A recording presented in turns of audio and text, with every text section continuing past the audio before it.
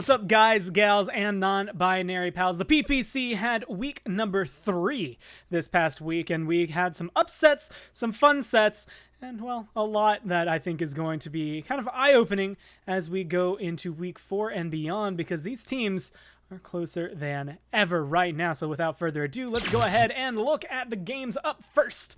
On Thursday, we had Onslaught going up against District 69. Now, you'll notice I still have District 69 here with Alex and Bonker. Both of these players, as of this video, have announced that they left, but they were still there last week, and that matters a lot because that makes this team OP and busted, and well, they finally nerfed themselves. Alex and Bonker are going to be moving on, but as far as week 3 was concerned, this was a 3-0 for District 69. I think in the future, though, we'll have to kind of look at what Onslaught have to offer. Again, a lot of you might recognize them as Flashpoint from the past, but they had a lot of close games here, and I think if Alex and Bonker are not there for District 69, then all of a sudden maybe we see something a little different. But District 69 controlled these 3, won these 3, and they get themselves another win. The second set we watched that day was Rao Esports going up against Carnage Gaming. And honestly, there wasn't as much to this one. It was a little faster, just in general. Rao, I think, have a lot of good names on them. I think have a lot of potential. And I think Brazil, honestly, as a whole, is lopsided. We'll get into it why a little bit later.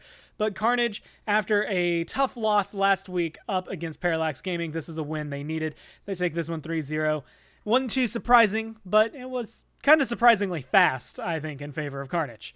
And then the last set we watched was Flashpoint, the North American team, versus the now picked up Shoot to Kill. This is Triple Deeps, you might recognize as they came through. Pan was subbing in here for on Flashpoint, so they didn't have their full roster, which is probably the biggest caveat to put onto this, because a lot of people look at that lineup and guys, it should win. It should be winning, and it hasn't been winning, and it's confusing to me as to why it hasn't been. Shoot to Kill, though, I don't know what they are eating, what's in their Wheaties, what's in their water, but whatever they've got, it's working out for them.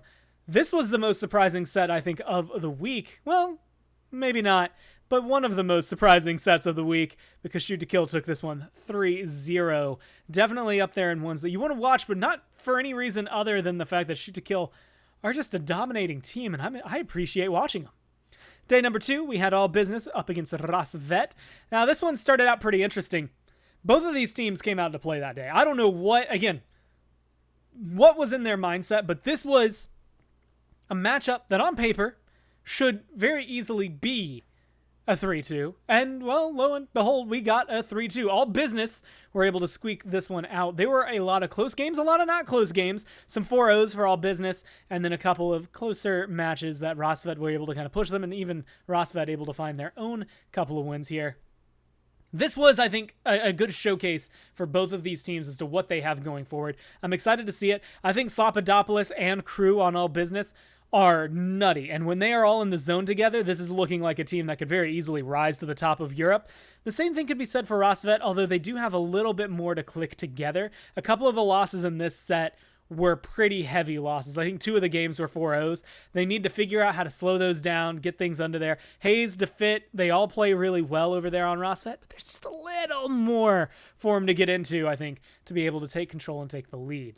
The second set we watched that day, wow, was only here halfway through. It's Team Clarity and Bala Mansa. And Clarity, now having this sponsorship, looks very solid. King Kaiser has been kind of fading away from just being the meme lord that is only Moji. Still plays the Moji, still plays it well, I will say, but this game looked very good. I think Lucky, RC Soldier, Groundford, Mono, and Skullis over here on Balamansa have a lot of potential. The problem is that potential isn't getting converted into anything just yet.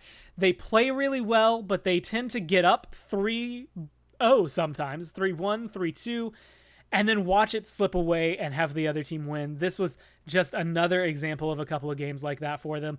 I think Balamansa need to figure out that final push, how to win those last couple of points when the other team has comeback mechanic, because otherwise they're going to keep ending up like this, where it's a 3-1, this time in favor of Team Clarity. A long set and a fun one. Team Clarity moving forward is a good win for them. And then we move forward to the next one. Snappin' versus Team Project. And there's not much to say about this one. I mean, Team Project, it's a solid lineup. Snap-in should be a solid lineup, but just doesn't seem to be clicking just yet. I think they had a lot of potential in the qualifiers. We haven't seen that convert to some of these NA teams. I think Bones, Woodknock, Flame, Evil Eye, Imos, every single one of them are very talented individuals. We just haven't seen it completely click as a team, so we'll have to see what they're going to be able to do in weeks forward. But this week, well, it was a 3-1 there in favor of Team Project. They take the win and, again, continue showcasing what a team with that many big names should be able to do. In Europe, we watched 5 randoms go up against Chromaspace. And, well, this one was actually kind of surprising in that Chromaspace, on paper, just period, this looks like one that should be very easily even. 3-2 territory, no problem. Or maybe Chromaspace just win it, right? I mean, you look at the names, and it feels like they've been together a little bit longer. Maybe something like that's going through. Ovum always has a history of doing it, but whatever's been going on with Chromaspace these last couple weeks, still going on. I think they're trying out some new things for a new meta that just haven't quite clicked yet. And unfortunately for them, I also believe Adium wasn't there for a couple of the games, so you have to give them that caveat, because 5 randoms, well, they took this one as a 3-0. Pretty clean from top to bottom. I'm excited to see this. 5 randoms. Again, a lot of the teams in Europe right now, they're scary. They're scary, man, and I'm excited to see what they're going to be able to do. Unfortunately, it's still going to be the District 69 show, but we'll see how that keeps going. And, well, in a week where there's been a few 3-0s, 3 of them on Thursday, 1 today.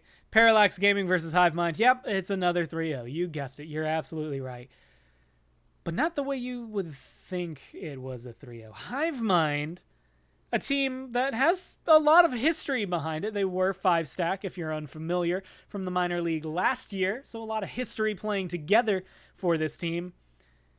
And maybe you put the asterisk, Outlander wasn't there for a couple of games for Parallax Gaming. That is very important to denote, because Parallax Gaming gave them a run for their money, but Hivemind win this set. The top team in Brazil does get shaken up and upset here, and that is going to be important going forward. I don't know how many times that's going to happen to Parallax Gaming, how many times you can count on someone not being there especially, but it is very important to note that they lose this one 3-0, a very solid win for Hivemind, because while it might not bring Parallax Gaming down a full rung into the rest of them, it keeps the hope alive for someone else to take first place and showcases what a team like Hivemind have to offer going into the future.